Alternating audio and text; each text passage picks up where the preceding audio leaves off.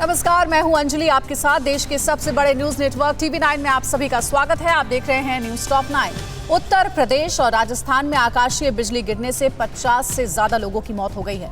UP के CM Yogi Adityanath ने मृतकों के परिजनों के प्रति संवेदना जताते हुए प्रशासन को जल्द से जल्द राहत पहुंचाने के आदेश दिए हैं। तो वहीं राजस्थान के सीएम ने भी मृतकों के परिजनों को 5-5 लाख के मुआवजे का ऐलान किया है। इसके साथ देखेंगे कि कैसे यूपी एटीएस ने नाकाम की आतंकी साजिश और जम्मू कश्मीर में कई जगहों पर एनआईए ने क्यों की है छापेमारी। देश की अहम खबरों के लिए देखते हैं टॉप 9 राष्ट्र। उत्तर प्रदेश के कई जिलों में कुदरत ने कहर बरपाया है। प्रयागराज, कानपुर नगर, कानपुर देहात, उन्नाव, फिरोजाबाद, कौशाम्बी और चित्रकूट में आकाशीय बिजली गिरने से 30 लोगों की मौत हो गई है। सबसे ज्यादा 14 लोगों की मौत प्रयागराज में हुई, जबकि कानपुर में 6 लोगों की मौत हो गई। सीएम योगी आदित्यनाथ ने हादसे पर दुख जताया है और पीड़ित परिजनों को तुरंत मुआवजा देने के निर्देश दिए हैं। राजस्थान के जयपुर में आमिर महल के वॉच टावर पर आकाशीय बिजली गिरने से बड़ा हादसा हो गया। इस दौरान यहां सेल्फी ले रहे 11 लोगों की बिजली की चपेट में आने से मौत हो गई, जबकि करीब 30 लोग गंभीर रूप से घायल हो गए। अस्पताल में घायलों का इलाज चल रहा है। गहलोत सरकार ने मृतकों के परिजनों को 5-5 लाख रुपए सहायता राशि देने का ऐलान किया है। राजस्थान में जयपुर के अलावा कोटा, धौलपुर, बारां और झालवाड़ा में भी आकाशीय बिजली गिरने से कई लोगों की मौत हो गई। धौलपुर में आकाशीय बिजली ने 3 बच्चों को अपना शिकार बनाया। कोटा में भी 4 बच्चों की जान चली गई। राजस्थान में बिजली गिरने से 20 से ज्यादा लोगों की मौत हो गई है। मुख्यमंत्री अशोक गहलोत ने पीड़ित परिवारों को जल्द सहायता उपलब्ध कराने के निर्देश दिए हैं। यूपी एटीएस ने लखनऊ के काकोरी के दुबग्गा इलाके में छापेमारी कर रविवार को एक बड़े आतंकी मॉड्यूल का भंडाफोड़ किया है। एटीएस ने काकोरी से 2 संदिग्ध आतंकियों को गिरफ्तार किया है। दोनों 15 अगस्त से पहले यूपी के लखनऊ सहित कई जगहों पर धमाके की योजना बना रहे थे। एडीजी लॉ एंड ऑर्डर के मुताबिक ये आतंकी गतिविधियां पाकिस्तान से हैंडल की जा रही थी। यूपी के ADG law and order Prashant Kumar के मुताबिक एटीएस ने अलकायदा के अंसार गजवत उल हिंद से जुड़े 2 संदिग्धों मिन्हाज अहमद और मसरूद्दीन को गिरफ्तार किया है। दोनों संदिग्धों के पास से भारी मात्रा में विस्फोटक और प्रेशर कुकर बम बरामद किया गया है। एटीएस के घर में घुसते ही आरोपियों ने कई दस्तावेज और नक्शे जला दिए। दोनों को रिमांड में लेकर पूछताछ की जा रही है। यूपी के लखनऊ में गिरफ्तार किए गए संदिग्ध आतंकियों से दिल्ली पुलिस की स्पेशल सेल भी पूछताछ करेगी। इसके लिए दिल्ली पुलिस स्पेशल सेल की एक टीम अगले 2 दिनों में लखनऊ जाएगी। स्पेशल सेल ने 2015 में पैन इंडिया AQIS मॉड्यूल का खुलासा कर करीब 6 आतंकियों को गिरफ्तार किया था। जम्मू कश्मीर के अनंतनाग जिले में रविवार को एनआईए ने आतंकी फंडिंग और ISIS मॉड्यूल से जुड़े मामले में 10 ठिकानों पर छापेमारी की और 5 लोगों को गिरफ्तार किया। गिरफ्तार लोगों में श्रीनगर के दारुल उलूम के अदनान नदवी और एक महिला भी शामिल है। जांच एजेंसी अब ये पता लगा रही है कि क्या घाटी में आतंकियों को ISIS से फंडिंग हो रही है। पश्चिम बंगाल STF ने आतंकवादी संगठन जमातुल मुजाहिदीन बांग्लादेश के 3 संदिग्ध आतंकियों को कोलकाता के हरिदेवपुर इलाके से गिरफ्तार किया है। गिरफ्तार आतंकियों के पास से हथियार बरामद किए गए हैं। इन सभी के पाकिस्तानी खुफिया एजेंसी ISI के साथ संबंध होने का खुलासा भी हुआ है।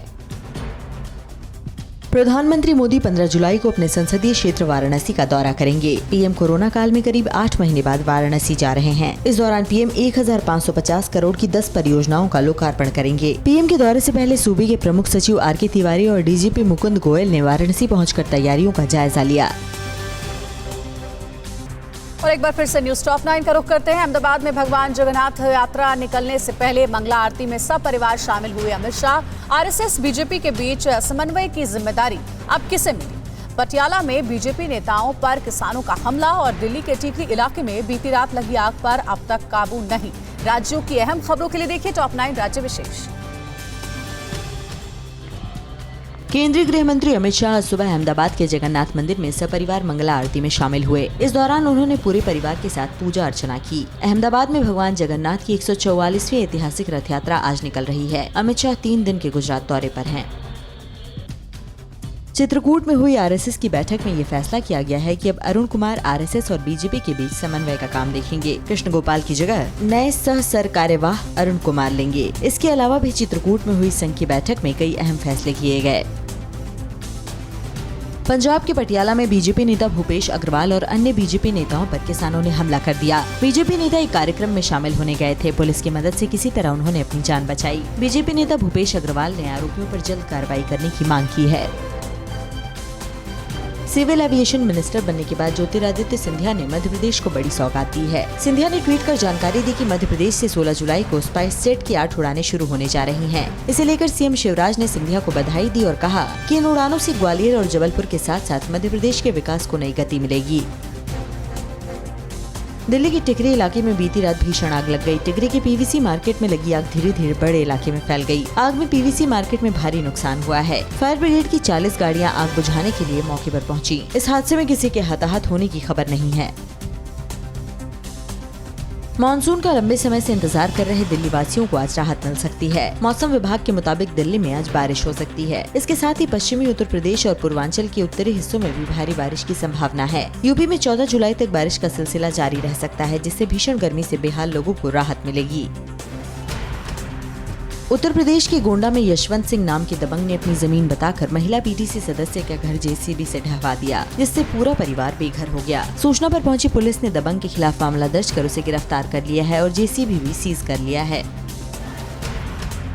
मध्य प्रदेश के मुरैना में जब्त की हुई रेत चोरी हो गई, जिसके बाद वन विभाग की एसडीओ श्रद्धा पांढरे ने ठेकेदार, इंजीनियर और पुलिस हाउसिंग बोर्ड के अधिकारियों के खिलाफ मामला दर्ज करने के लिए थाना सिटी कोतवाली में तहरीर दी है। 9 जुलाई को वन विभाग ने 12 ट्रॉली अवैध रेत जब्त की थी। जब्त रेत से महिला पुलिस थाने की इमारत का निर्माण हो रहा था। हरियाणा के पलवल के NH-19 टोल टैक्स पर कार सवार बदमाशों ने 50,000 रुपए रंगदारी की मांग को लेकर जमकर तोड़फोड़ की और हजारों रुपए लेकर फरार हो गए। ये पूरी घटना वहां लगे सीसीटीवी कैमरे में कैद हो गई। पुलिस ने टोल इंचार्ज की शिकायत पर मामला दर्ज कर आरोपियों की तलाश शुरू कर दी है। कोरोना की दूसरी लहर में देश के 17 राज्यों के कुछ जिलों में संक्रमण की रफ्तार ने चिंता बढ़ाई। हरियाणा में लॉकडाउन 1 हफ्ते के लिए क्यों बढ़ाया गया और बिना श्रद्धालुओं की भीड़ के भगवान जगन्नाथ की यात्रा पुरी में आज से शुरू होगी। देखते हैं टॉप 9 कोरोना से जान। देश में पिछले 24 घंटे में कोरोना के 37,645 नए मामले आए हैं। वहीं एक दिन में महामारी से 720 लोगों की मौत हो गई। एक्टिव केसों की संख्या 4.5 लाख से नीचे आ गई। लेकिन चिंता की बात यह है कि रोजाना जितने मरीजों की रिकवरी हो रही है, करीब उतने ही नए केस भी रोजाना आ रहे हैं। देश में कोरोना को लेकर 17 राज्यों के 66 जिलों में संक्रमण की रफ्तार बढ़ने पर स्वास्थ्य मंत्रालय ने चिंता जताई है। इसमें राजस्थान के 10, केरल के 8, महाराष्ट्र के 2 और मणिपुर के 10 जिले शामिल हैं। भारत में करीब 80% नए मामले 15 राज्यों में फैले 90 जिलों से सामने आ रहे हैं। इसमें महाराष्ट्र, केरल, तमिलनाडु और कर्नाटक शामिल हैं।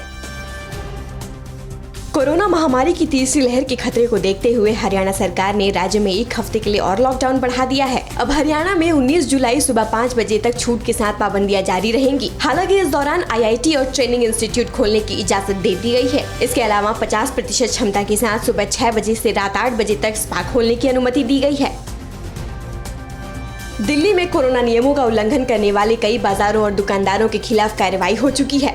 इसके बावजूद कई बाजारों में भारी भीड़ उमड़ रही है। सरोजनी नगर में रविवार को लोग कोरोना गाइडलाइंस का खुलेआम उल्लंघन करते नजर आए। इस बीच सदर बाजार को कोरोना गाइडलाइंस का उल्लंघन करने पर 13 जुलाई तक बंद कर दिया गया है। कोरोना की दूसरी लहर अभी भी पूरी तरह से खत्म नहीं हुई है। इसके बावजूद मुंबई में भी लोगों की लापरवाही वाली तस्वीरें सामने आ रही हैं। मीरा रोड इलाके के मार्केट में बढ़ती ये भीड़ खतरे की घंटी है। लोनावला में भी लापरवाही का आलम है। यहाँ भी लोग मास्क और सोशल डिस्टेंसिंग के नियमों की धज्जियां उड़ाते दिखे।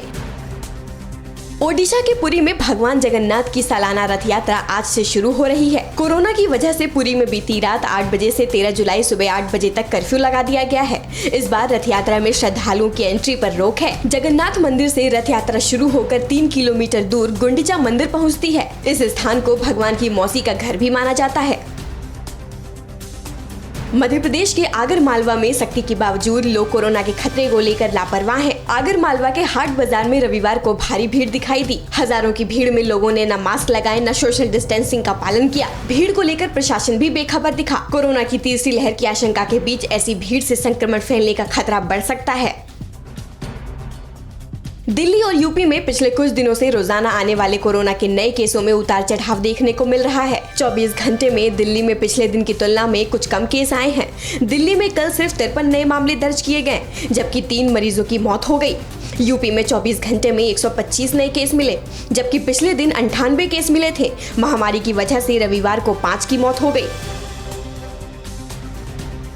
दिल्ली में आज से अनलॉक के 7वें चरण की शुरुआत हो गई है। आज से किसी भी तरह की ट्रेनिंग के लिए छूट दी गई है। इसके लिए DDMA की अनुमति नहीं लेनी होगी। इसमें पुलिस, आर्मी की ट्रेनिंग या किसी संस्थान की स्किल ट्रेनिंग भी शामिल है। 50% क्षमता के साथ स्कूल ऑडिटोरियम का इस्तेमाल ट्रेनिंग के लिए किया जा सकता है। कोरोना महामारी के खिलाफ जंग में वैक्सीनेशन की रफ्तार धीमी होने से चिंता बढ़ी। छत्तीसगढ़ के सीएम ने केंद्र पर क्यों भेदभाव के आरोप लगाए? केरल और महाराष्ट्र में कोरोना के नए केसों पर क्यों नहीं लग रही है लगाम? देखते हैं टॉप 9 महामारी। देश में कोरोना की तीसरी लहर के खतरे के बीच टीकाकरण की रफ्तार कम होने से चिंता बढ़ गई है। 26 जून से 30 जून के बीच टीकाकरण की गति में 39% की कमी आई है। 1 जुलाई से 5 जुलाई के बीच टीकाकरण की रफ्तार में 6% की वृद्धि हुई, लेकिन 6 जुलाई से 10 जुलाई के बीच 5 दिनों में फिर से टीकाकरण की गति लगभग 16% कम हो गई। अब तक टीके की 37 करोड़ 60 लाख डोज दी जा चुकी है। छत्तीसगढ़ में कोरोना के टीके की किल्लत की वजह से राज्य के कई जिलों में वैक्सीनेशन प्रभावित हो रहा है। जुलाई के लिए सीएम भूपेश बघेल ने केंद्र से 1 करोड़ वैक्सीन की डोज मांगी थी, लेकिन केंद्र से अभी तक 6 लाख डोज ही मिली है। भूपेश बघेल ने टीके को लेकर केंद्र पर गैर बीजेपी शासित राज्यों के साथ भेदभाव का भी आरोप लगाया है। कोरोना को लेकर देश के जिन राज्यों के रोजाना आने वाले नए मामलों से चिंता बढ़ी है, उसमें केरल भी शामिल है। केरल में एक बार फिर 24 घंटे में 12,000 से ज्यादा नए मामले दर्ज किए गए हैं। हालांकि थोड़ी राहत की खबर ये रही कि परसों की तुलना में नए केस की तुलना में रिकवर होने वालों की संख्या ज्यादा रही। 24 घंटे में राज्य में 97 लोगों की मौत हो गयी। देश में रोजाना आने वाले कोरोना के कुल नए केस के 50% मामले केरल और महाराष्ट्र से आ रहे हैं। महाराष्ट्र में 24 घंटे में 8,335 नए केस मिले हैं, जबकि 350 लोगों की जान चली गई। कई लोगों में कोरोना के नए वेरिएंट मिलने से चिंता बढ़ रही है। चिंता इस बात को लेकर भी है कि महाराष्ट्र में रिकवर होने वालों की संख्या घट रही है। कोरोना की तीसरी लहर की आशंका को देखते हुए आरएसएस ने अपने स्वयंसेवकों को खास ट्रेनिंग देने का फैसला किया है। आरएसएस इसके लिए देशव्यापी कार्यकर्ता प्रशिक्षण का आयोजन करेगा। राष्ट्रीय स्वयंसेवक संघ के प्रशिक्षित कार्यकर्ता देश के लगभग 2.5 लाख स्थानों पर पहुंचेंगे। आरएसएस के कार्यकर्ता लोगों को कोरोना के खतरे को लेकर जागरूक करेंगे। कोरोना महामारी से निपटने के लिए दिल्ली में बीजेपी सांसद अपने संसदीय क्षेत्र में लोगों को जागरूक कर रहे हैं। बीजेपी सांसद रमेश बिधूड़ी और गौतम गंभीर ने कोरोना एक चुनौती नाम से कापसहेड़ा इलाके में छात्रों के साथ संवाद किया। दोनों सांसदों ने केंद्र सरकार के कामकाज गिनाए और केजरीवाल सरकार पर झूठे वादे करने का आरोप लगाया। कोरोना को लेकर लगाई गई पाबंदियों में मिली छूट के बाद लोग लापरवाह होते जा रहे हैं। भोपाल के मशहूर टूरिस्ट स्पॉट बोट क्लब पर जुटे लोग मास्क और सोशल डिस्टेंसिंग को लेकर लापरवाह दिखे। कई लोग बिना मास्क के ही भीड़ में घूमते नजर आए। कई ने तो हमारा कैमरा देखकर मास्क लगा लिए। लोगों को समझना होगा कि उनकी लापरवाही से फिर लॉकडाउन लगाने की नौबत आ सकती है। कोरोना की वजह से यूपी के सीएम योगी आदित्यनाथ का बंद हुआ जनता दर्शन आज से फिर शुरू होने जा रहा है। सुबह 9 बजे से अपने आवास पर योगी आदित्यनाथ जनता दर्शन कार्यक्रम में लोगों की समस्या सुनेंगे। उधर बिहार में भी 5 साल बाद सीएम नीतीश कुमार आज से अपने आवास पर जनता दरबार शुरू कर रहे हैं। इस दौरान कोविड प्रोटोकॉल का सख्ती से पालन किया जाएगा।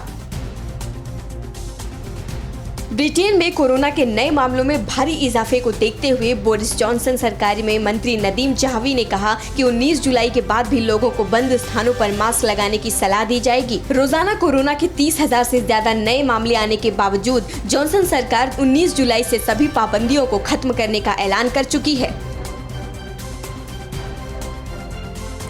पीएलए ने क्यों किया पठारी क्षेत्रों में खतरनाक युद्धाभ्यास? बलूच लिबरेशन आर्मी ने कहां किया पाकिस्तान की सेना पर हमला? और जम्मू ड्रोन हमले को लेकर क्या नया खुलासा हुआ है? चीन पाकिस्तान से जुड़ी खबरों के लिए देखते हैं टॉप 9 दुश्मन चीन पाक। चीन की पीपुल्स लिबरेशन आर्मी और वायुसेना ने हाल ही में उत्तर पश्चिम चीन में पठारी क्षेत्रों में खतरनाक युद्धाभ्यास किया है, जिसमें चीन ने विनाशकारी हथियारों का इस्तेमाल किया है। ग्लोबल टाइम्स की रिपोर्ट के मुताबिक चीन की सेना ने इस युद्धाभ्यास में आधुनिक हथियारों का टेस्ट किया। बलूचिस्तान लिबरेशन आर्मी ने बोलन में पाकिस्तान की सेना पर हमला कर दिया। हमले का वीडियो सामने आया है, जिसमें दिख रहा है कि एक गाड़ी को निशाना बनाकर हवाई हमला किया गया। हमले में कई पाक सैनिकों के मारे जाने की खबर है। इससे पहले भी बीएलए कई बार पाकिस्तानी सेना पर हमला कर चुका है। बीएसएफ ने खुलासा किया है कि चीन पाकिस्तानी सेना और आतंकियों को ड्रोन की ट्रेनिंग दे रहा है। घुसपैठ और हमलों में नाकाम रहने वाले आतंकी संगठनों ने भी चाइनीज ड्रोन को अपना मुख्य हथियार बना लिया है। कुछ दिन पहले जम्मू में एयरफोर्स स्टेशन पर हुए ड्रोन अटैक में भी चाइनीज ड्रोन के इस्तेमाल के सबूत मिले हैं। जम्मू एयरफोर्स स्टेशन पर हुए ड्रोन हमले में प्रेशर फ्यूज का इस्तेमाल किया गया था। रक्षा सूत्रों के मुताबिक इससे साफ हो जाता है कि हमले में पाकिस्तानी सेना या ISI ने लश्कर तैयबा के आतंकियों की मदद की थी। जम्मू में वायुसेना की इमारत पर गिराए गए IED में RDX और अन्य रसायनों का मिश्रण था। जम्मू कश्मीर पुलिस ने रविवार को हथियारों और विस्फोटक की तस्करी करने वाले एक ट्रक ड्राइवर को गिरफ्तार किया है। आरोपी पुलवामा का रहने वाला है और इसे चेकिंग के दौरान पकड़ा गया। SSP चंदन कोहली ने कहा कि मामले में आगे की जांच जारी है। आरोपी से हो रही पूछताछ से और खुलासे होने की उम्मीद है। भारत से हर मुद्दे पर हार का सामना करने वाला पाकिस्तान अपनी नापाक हरकतों से बाज नहीं आ रहा। इंटेलिजेंस एजेंसियों ने खुफिया जानकारी के आधार पर बताया है कि आतंकियों से उन ट्रेनों को निशाना बनाने के लिए कहा गया है जिनमें उत्तर प्रदेश और बिहार के मजदूर सफर करते हैं। हालांकि इसे लेकर संबंधित एजेंसियों को अलर्ट भी कर दिया गया है। अफगानिस्तान के राष्ट्रपति अशरफ गनी ने तालिबान से हथियार डालने की मांग करते हुए कहा कि वे देश को भारी नुकसान पहुंचा रहे हैं। अगर रोजाना 200 से 600 अफगानी मारे जाते हैं तो इससे किसे फायदा होगा। उधर तालिबान ने पूरे अफगानिस्तान में 421 जिलों और जिला केंद्रों में से 1/3 से ज्यादा पर अपने नियंत्रण का दावा किया है। पाकिस्तान और श्रीलंका से अलग पड़ोसी देश बांग्लादेश ने चीन के बहकावे में आने से साफ इनकार कर दिया है। उसने चीन की महत्वाकांक्षी परियोजना बेल्ट एंड रोड प्रोजेक्ट को नजरअंदाज किया है। इतना ही नहीं, उसके कर्ज के जाल में फंसने से बचने के लिए बांग्लादेश ने अपने यहाँ मैक्रो इकोनॉमिक मैनेजमेंट कर लिया है। पाकिस्तान के लोगों ने सोशल मीडिया के जरिए मांग की है कि स्कूल सिलेबस से मलाला यूसुफजई के बारे में किताब में न पढ़ाया जाए। पाकिस्तान के पंजाब प्रांत में स्कूल की एक किताब में पाकिस्तान के महत्वपूर्ण लोग वाले चैप्टर में मलाला का नाम है। इसी पर लोगों ने आपत्ति दर्ज कराई है। अड़ी सोमवार से शुक्रवार शाम 6 बजे सिर्फ TV9 भारतवर्ष पर।